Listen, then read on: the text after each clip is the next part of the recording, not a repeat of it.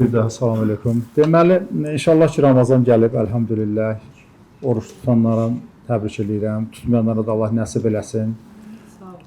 İnşallah tutar. Ramazan təbii ki, Allahın əmridir. Peyğəmbər s.ə.v-in də bir əmridir və biz buna uyğun mütləq tuturuq.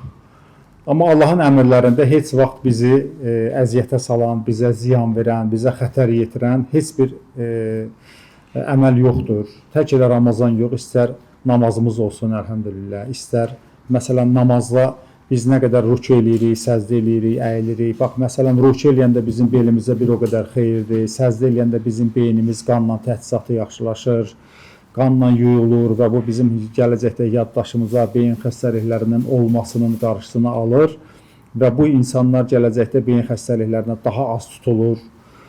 Sonra abdəst almağın özü müasir dövrdə abdəsti tez-tez alan insanlarda elektriklənmələr azalır. Elektriklənmə bu süni paltarlar ki geyilir, insanlara bu çox fəsad verir.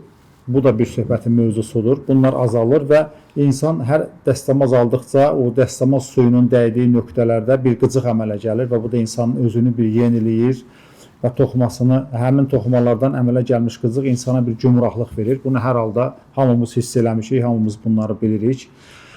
Sonra zəkatın özünün insana nə qədər faydaları var. Deməli, zəkat belədir ki, zəkat verən, sədəqə verən insan o mərasimdə mütləq olmalıdır.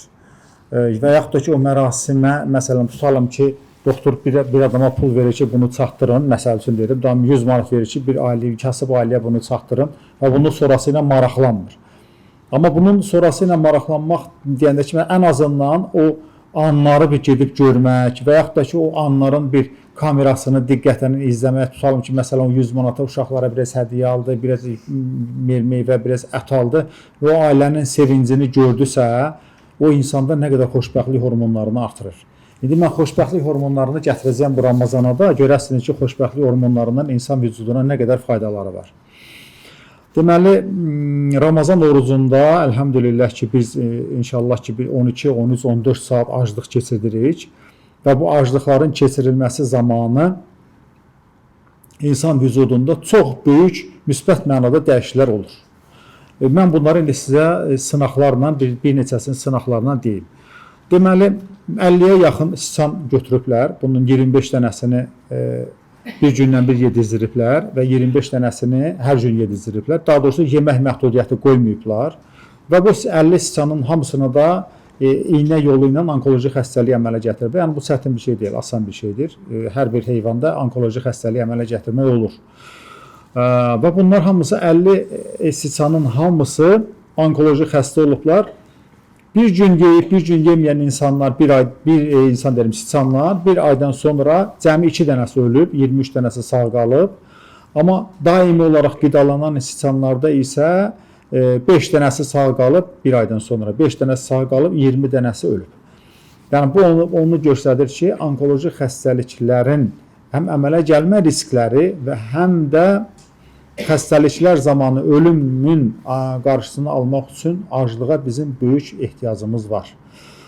Hətta başqa bir qrup siçanlar üzərində 40 dənə siçan götürüblər və bu siçanların yenə hamısını onkoloji xəstəlik törədiblər.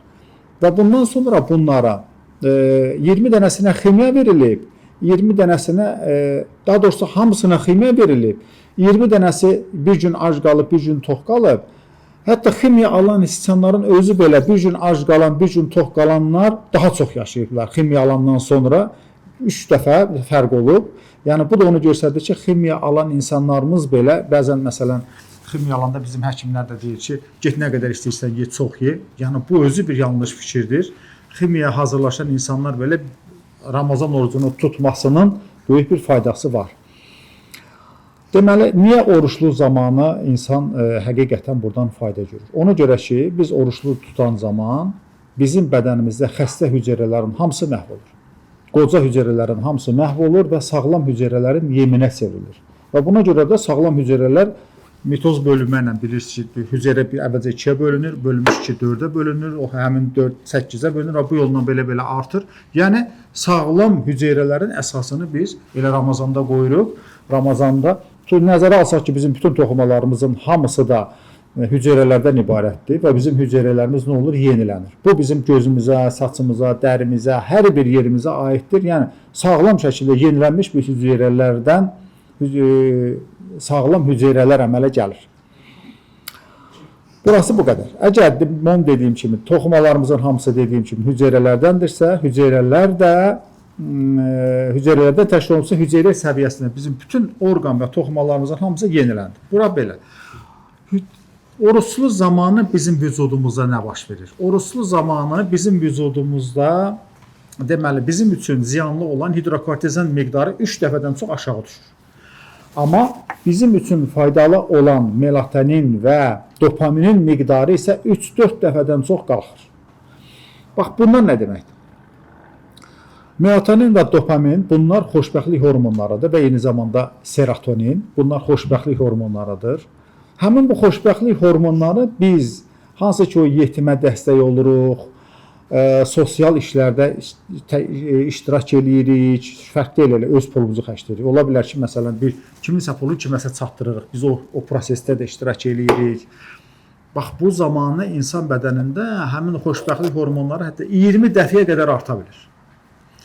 Amma xoşbəxtlik hormonlarını qaldıran bir sıra qida vasitələri var. Məsələn, şokoladdır, banandır, pendirdir. Bunlar da bir miqdar qaldırır, amma 3-4 dəfəyə qədər qaldırır.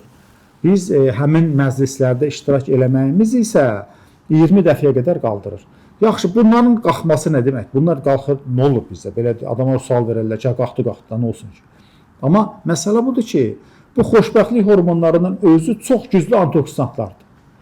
Yəni bunlar, xoşbəxtlik hormonları eyni zamanda bizim bədənimizdə əmələ gələn və bizim vücudumuza eyni zamanda əsasən beynimizə tabi olmayan bütün o özünə müstəqillik istəyən hüceyrələrin hamısını baskılayır.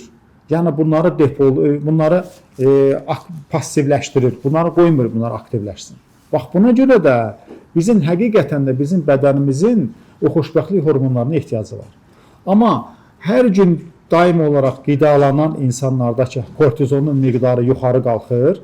Kortizon isə bunun əksinədir. Yəni kortizon isə nə edir? Kortizon isə əksinə bu prosesləri onkoloji xəstəliklərin, sistem xəstəliklərinin əmələ gəlməsini isə kortizon dəstəkləyir. Yəni çoxaldır.